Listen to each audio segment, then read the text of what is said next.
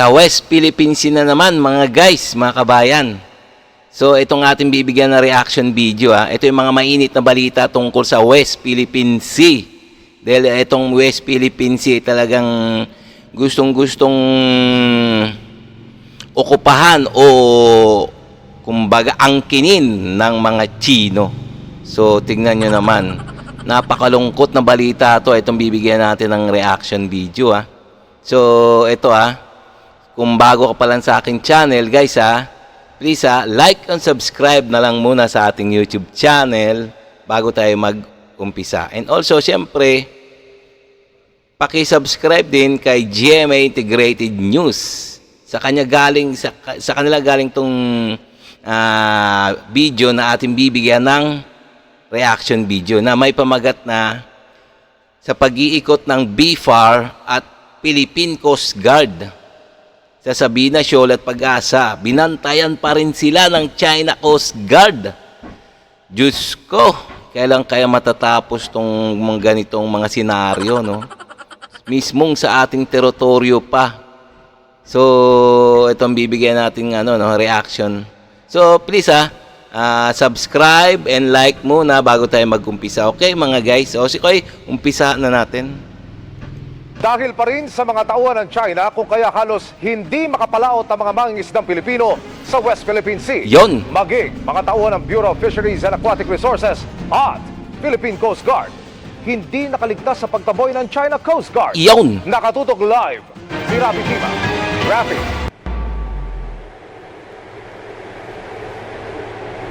May live nga tayo dito sa barko ng BFAR na BRP Dato Pagbuaya dito sa Iroquois Reef na nasa southern portion o sa timog na bahagi ng Reed Bank o Recto Bank. 269 kilometers ang layo nito sa Palawan, pasok sa loob ng Philippine Exclusive Economic Zone ng Pilipinas. Kung yung pang mababanaag dito sa aking likuran, itong mga ilaw ng mga Chinese militia, mga barko ng Chinese militia. Itong mga barkong ito ay wala na raw alisan dito at hindi na madaling itaboy. Sabi ng Buti pa itong mga Chinese, no? Ang sisipag nila magbantay kahit hindi sa kanilang teritoryo. Philippine Coast Guard.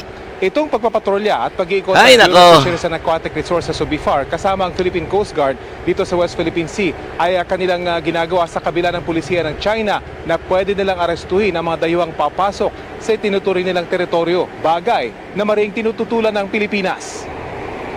Tingnan nyo naman, yung mga mangingisdang Pilipino dyan sa West Philippine Sea sa Pag-asa Island, sa Sabina Shoal, takot na takot sa mga Chinese militia.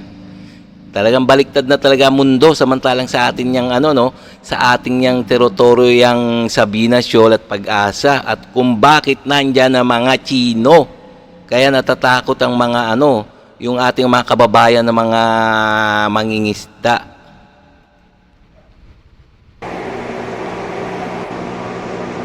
Wala mang ginawang pangaharang, mahigpit na binantayan ng China Coast Guard ang bawat galaw ng aming sinasakyang barko ng BFAR na BRP Dato Pagbuaya. Isa sa inikutan ng BFAR at PCG ang Escoda o Sabina Shoal. Ito ang karaniwang daanan kapag may resupply mission sa BRP Madre sa Ayungin Shoal. Ito yung tinaguriang monster ship ng China Coast Guard. 3 beses itong mas malaki sa pinakamalaking Coast Guard ship ng Amerika at 5 beses na mas malaki kaysa sa ating pinakamalaking Coast Guard ship, ang Teresa Magbanwa, na kanyang binabantayan. Tingnan mo yan, yung monster ship ng China nasa paligid lang ng Sabina Shoal at Pag-asa Island. Tingnan mo, walang alisan yan, nasisipag talaga nila kahit hindi nila teritoryo. So, ano ba nang ginagawa talaga ng ating mga Philippine Coast Guard, Philippine Navy? So, natatakot ang ating mga mga mangingisda sa mga ganyan. Dito sa may Sabina Shoal, matagal na itong monster ship na ito ng China dito at binabantayan. Hindi lamang ang ating barko, kundi yung mga mangingisda na kumukuha ng kabuhayan dito sa Sabina Shoal. Sa Sabina Shoal, namigay ng krudo ang BFAR at PCG habang mahigpit na binabantayan ng mga maliliit na rubber boat ng China Coast Guard. Sa isang punto, magkaharap ang inflatable boats ng PCG at CCG habang nagpapakarga ng gasolina ang mga mangingisdang Pinoy. Paulit-ulit din ang radio challenge ng CCG, pero dito pinansin ng BFAR. Tingnan niyo naman yung mga China Coast Guard. Talagang sila pa ang nagtataboy sa mga sa mga Pilipino, sa mga Pilipino personnel, sa mga Philippine Coast Guard natin. Baliktad na yata yung nangyayari. Samantalang ano lang sila, yung mga China, nakikiterritoryo lang, pero sila pa ang yung nang haharas or sila pang matapang magpaalis. Law enforcement patrol in the sea area under the jurisdiction of the People's Republic of China. Please inform us the purpose of your visit to this sea area. Over. Dahil sa paghihigpit ng China, ayon sa kapitan ng barkong pangisda ng Pinoy na tumanggi magpakita ng mukha, 3 buwan daw silang hindi nakapalaot. Wow, ah. Isang balita na puhulihin daw po yung mga nangingisda sa West Philippine Sea. Natakot kayo? Kaya po, natakot ka rin kami sir, kaya gawa ng wala na, kahit na mahirap, talagang tiniis talaga namin para hindi lang mahuli, hindi mo na nagpalaot. Talagang yung mga mangingisdang Pilipino, no, nagtitiis talaga dahil lang sa kanilang pamilya, no. Ayun lang tanging nila kabuhayan sa West Philippine Sea, manghuli ng mga isda. So talagang kawawang-kawawa ang ating mga kababayan mangingisda diyan sa West Philippine Sea. Na lang daw hindi umalis ang Philippine Coast Guard at patuloy silang bantayan para payapa sila makapaghanap buhay. Pero ibang sitwasyon ng mga mangingisda sa mismong Pag-asa Island. Hindi na raw sila makalapit sa Sandy Cay na sobrang lapit lang sa Pag-asa Island. Ito yung Sandy Cay area, dito malapit sa Pag-asa. Dito nakahimpil yung napakaraming mga Chinese militia at binabantayan ang lugar na ito. Dahil dito napakaraming isda. Dati raw ay dito nangingisda yung mga Pilipino. Pero ngayon ay pinagbabawalan na sila. Nako. At nakabantay. Ito mga Chinese militia. Tingnan niyo naman, delikado talaga ang sitwasyon sa Pag-asa. Mismo malapit na sa Pag-asa Island. Nandiyan ang mga Pilipino. Pinagbabawalan pa sila ng mga Chinese militia.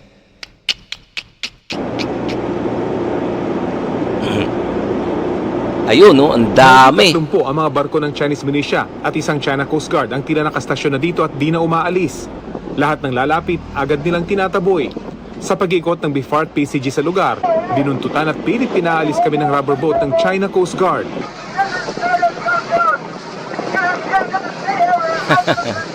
Ayan, no, mga Chinese Coast Guard. Ayon sa tagapagsalita ng Philippine Coast Guard tungkol sa West Philippine Sea, layunin nila at mga misyong ganito na tulungan ang mga mangingisdang Pinoy na makinabang sa yaman ng karagatang nasa loob ng ating territorial waters.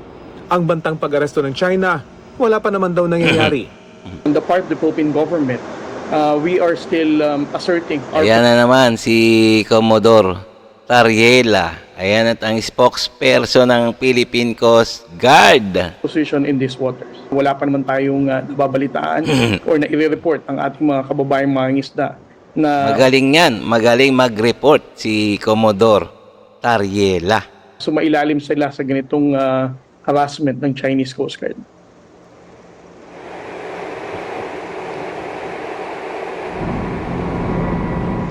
Sa pambirang pagkakataon, linikutan din natin itong Subi Reef, ang man-made island ng China na 26 na kilometro lang ang layo mula sa Pag-asa Yun! Island. Bagamat marami ng dekadang okupado ng Pilipinas ang Pag-asa, kitang-kita ang kaibahan sa ginawang artificial island ng China na kanilang ginawa nito lang 2013. Nako! Sa dami ng gusali, radar at iba pang istruktura, isa na itong malaking military installation, Nako! libu-libong kilometro ang layo mula sa mainland China. Sa Op, tignan niya naman sabihin ay yung pinaka-Subi Reef noon Subi Reef ngayon may artificial island na ng China. So, paano nangyari kaya yon mga guys? Ay ito, napakalungkot na senaryo talaga. Napakalungkot na senaryo. Marami na silang ginawang artificial island dyan sa ating teritoryo within exclusive economic zone ng Pilipinas. Pero wala ang mga parang lang no, yung ating mga kinaukulan parang hindi yata pinagpapapansin to. Ngayon nakapagpatayo na naman ng artificial island ang mga Chino dyan sa Subi Reef. military base pa.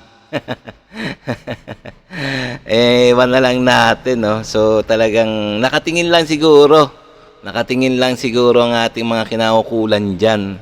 Hanggang sa, ayun, maging military base na. Na ito, Emil, ayon sa PCG, mataas ang moral ng mga tropang Pilipino na nagbabantay sa lugar na ito. Yan ang latest mula dito sa Aerocore Reef, dito sa West Philippine Sea. Emil? Maraming salamat, Rafi Tima. Okay mga guys, so hanggang dito na lang tayo. Tingnan nyo naman, oh. Malungkot na balita to mga guys. So, ang ating teritoryo na within exclusive economic zone ng Pilipinas, talagang inookupa talaga ng mga Chino. Nilalagyan nila ng mga kanilang isla.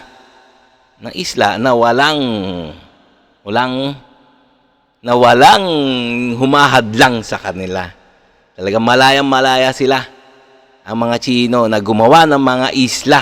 Kaya nga binabantayan nila yung Pag-asa Island, pati yung Sabina Shoal. Yung Sabina Shoal, malamang, ayun, tatayuan na nila ng artificial island na naman na malapit sa Palawan. So, mga ilang taon pa. Ay, nako, talaga nakakalungkot lang talaga, no? Kung wala tayong ginagawang aksyon o mabigat na aksyon para tumigil ang mga Chino. So, okay, no? Pwede rin naman kayo magbigay ng komentaryo dyan, suggestion, reaction sa baba na sa ganun, malaman din ng mga taong bayan kung ano ang mga saloobin ng bawat Pilipino tungkol sa West Philippine Sea. Okay? So, okay, hanggang dito na lang tayo. Kung bago ka pa lang sa aking channel, please guys, like and subscribe na lang muna sa ating YouTube channel bago tayo magsara. Okay?